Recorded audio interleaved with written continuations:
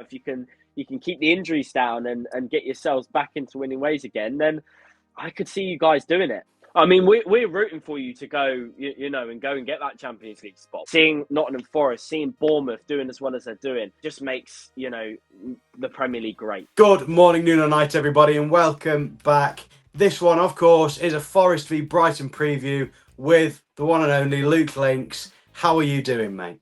I'm doing very well, mate. I appreciate you inviting me back onto the channel. It is a pleasure to be here, and it'll be a pleasure to go to the Forest ground and hopefully get 3 points. Probably not. Let's be real. Probably not. Really, you're not confident? Not with this one. Just because of that game against Everton at home, we truly showed that we're still not ready to go into a bit of a winning streak. So, yeah, it's been an interesting ride this season for us Brighton fans. It's been a mix of emotions, with the new manager and everything. So, yeah, I mean, recently it seemed to have getting better, and then it just sort of died down again when we played against Everton and there was no creativity. But, we're playing against a very solid Nottingham Forest side that are very attacking this season and want to get those wins, and they're scoring a lot. So I do think we'll play better against you guys than the teams where they sit back and, like to park the bus as soon as they score, Everton. But, no, generally, very excited to come back to the City ground once again. The last time we came down, it was a great experience. So we're hoping for the same.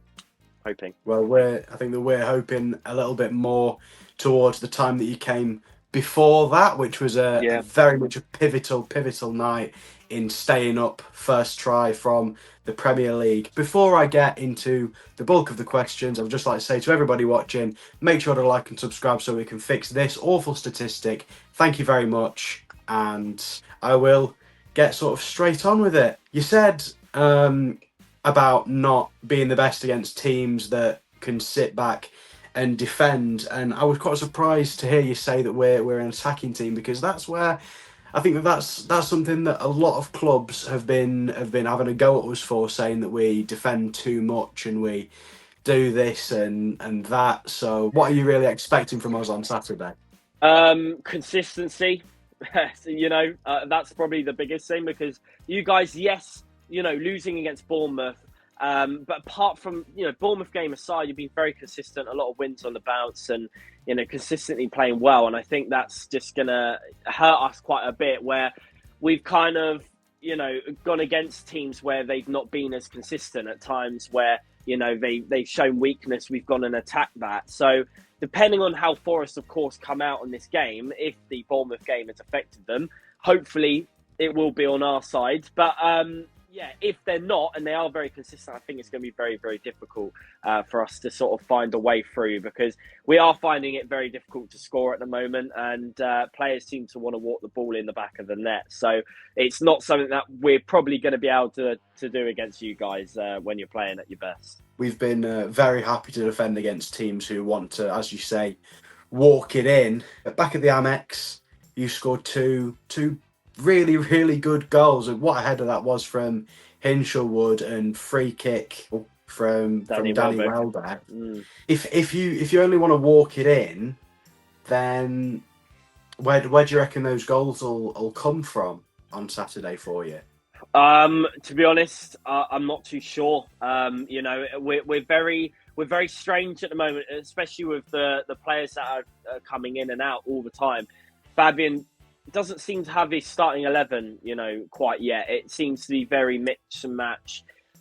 So I don't really know. Brighton are a bit surprising this season, like I say. We've had a really good run at the start of the season, and then we sort of dipped off a bit, and then we looked like we were coming back, and then Everton again, we dipped down. So goals are coming left, right and centre from outside the box, from, very rarely from corners, but, sometimes at corners. I just don't think it will be, any goals will come from walking in. So I think probably something like an outside the box shot or something. But we don't have Julio and Cisse for that this season. So, yeah. I was really surprised to see him going out on loan. You said that Fabian doesn't seem to quite have his starting 11. There's been a couple of headaches over stuff with that this season. You've got some really big results I've seen this season. You've drawn against Arsenal. You've beaten Man City, two who are very much up there. What have you made of Hertzler's now that he's had like half a season to catch your eye and to really build an opinion of him?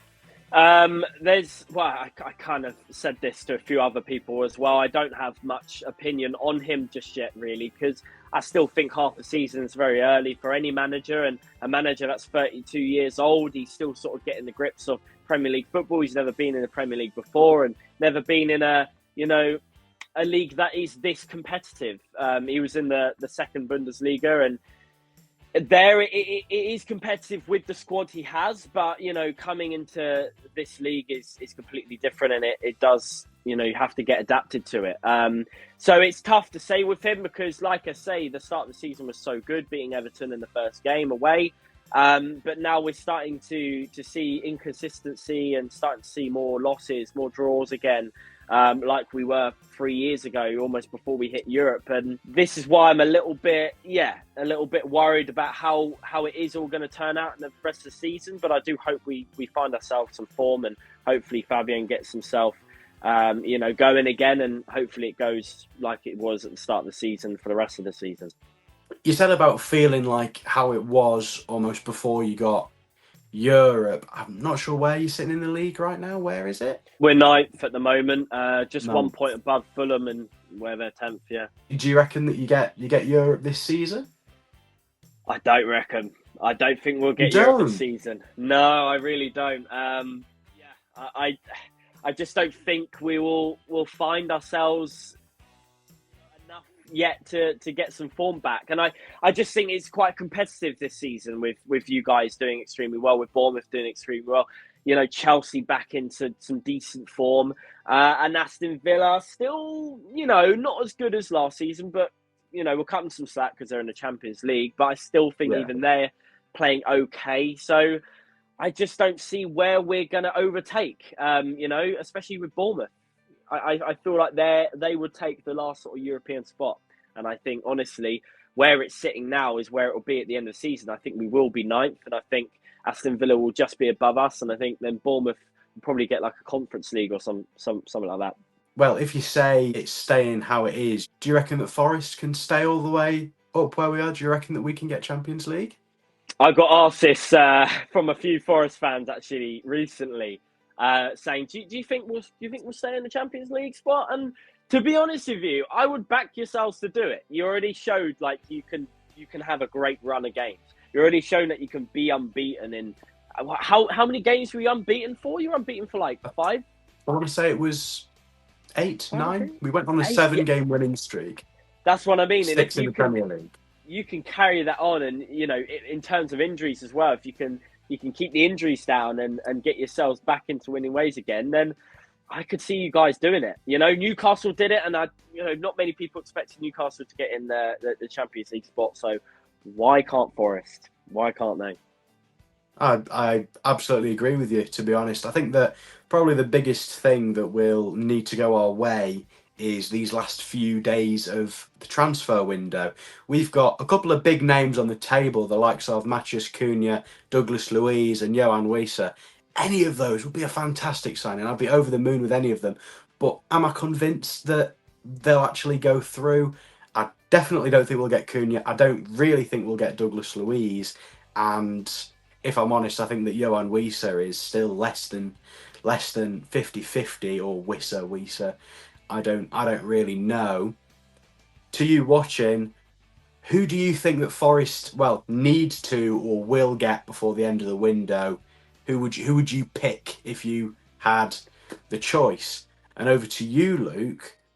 Where I don't actually know. Have you made any January signings? Is there anyone that you're particularly looking after, or who you'd like to get before the window slams shut?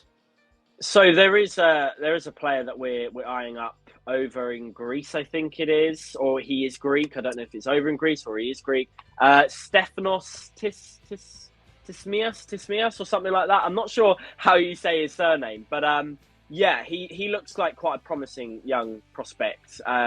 So possibly we are eyeing him up at the moment. So he might be a possibility. We are looking at a Derby centre back. I heard that you were in for cash in. I heard that. Yes. Cash in. So we are looking at him, and I think that would be good for us personally because in terms of injuries, in our defence is quite a lot at the moment. Igor's out an injury. Ferdi Kadioglu is a big one who's on injury as well.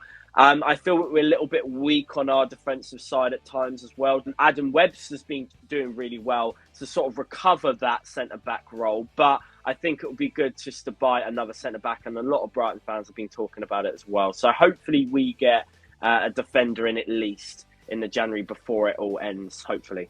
Who would you say that your sort of standout player or your player of the season so far has been? It's certainly a tough one because, like I say, with Fabian, he's been changing the starting 11 around a lot. So kind of every player that we bought through last summer and who we have now have kind of been shifting in and out. So they've all kind of had the same amount of game time. But Danny Welbeck at the start of the season was doing amazingly well. But now him being out an injury and being out for a little bit, it's been tough. So I can't say him. Yankuba Minte coming on as well. He's been doing really, really, really well. But probably for me, at the moment, the star man is Jorginho Ruta, who came from Leeds. Record signing again for us as well. So I probably would say him at the moment because it all might change. We're only halfway through the season. But Georgie is probably the man, I would say. Who do you reckon will be in your starting 11 for the game? I couldn't predict it. I truly couldn't, just because of how, like I keep saying, Fabian keeps changing his starting 11. So all Brighton fans are always interested to see, what Brighton, pull out and bring out for the starting 11. So I personally couldn't really tell you. If you were to pick it yourself, who would you be going for? I would definitely have João Pedro, just because Evan Ferguson, like I say, is lacking on form at the moment and game time. Danny Welbeck injured, so I can't put him in. So probably João Pedro with Jorginho Ruta up there as well, because he's been scoring quite a lot at the moment.